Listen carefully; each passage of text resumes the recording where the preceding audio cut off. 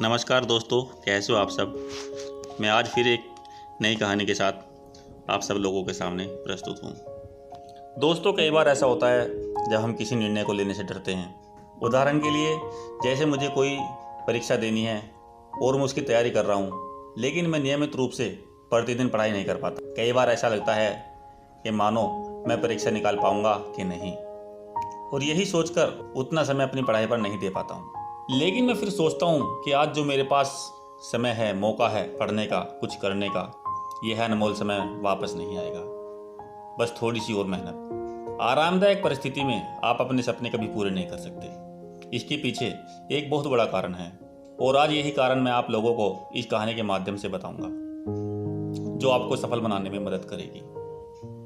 एक बच्चा अपने पिता से पूछता है, पापा, आखिर महान शब्द का मतलब क्या होता है। मैंने बहुत जगह पढ़ा है कि वो महान था, उसने ये किया, उसने वो किया।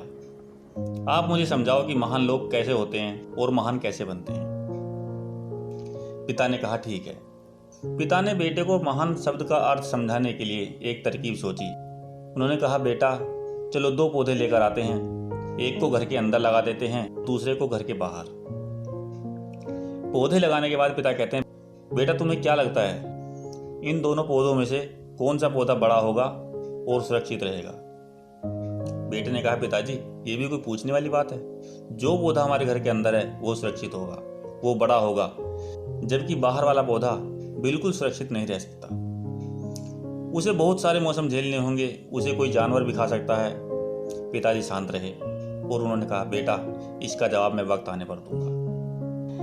बेटा पढ़ाई करने 4 साल के लिए बाहर चला जाता है, और जब वापस आता है तो अंदर के पौधे को देखकर कहता है, पापा, मैंने कहा था ना, इस पौधे को कुछ नहीं होगा, ये सुरक्षित रहेगा। पिता मुस्कुराए। उन्होंने कहा, बेटा, जरा बाहर जाकर दूसरे पौधे को देखो। बेटा जब बाहर जाकर देखता है तो एक बहुत बड़ा पेड़ वहां पर होता है। बेटे को यकीन नहीं हो रहा होता कि आखिरकार वो इतना बड़ा कैसे हो गया, जबकि घर के अंदर का पौधा तो इससे 100 गुना छोटा है। पिता बेटे को समझाते हैं, बेटा, ये पौधा इतना बड़ा पेड़ इसलिए बन पाया क्योंकि उसने हर मौसम का सामना किया, हजारों मुश्किलों से लड़ा।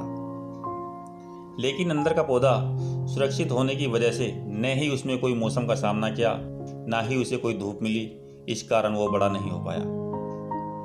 बेटा, याद रखना, इस दुनिया में पेड़ की तरह वही व्यक्ति महान बन सकता है जिसने हजारों मुश्किलों का सामना किया हो, और जो अंदर के पेड़ की तरह है, जीवन भर सुरक्षित रहने की सोचता है, वो कभी महान नहीं बन पाएगा।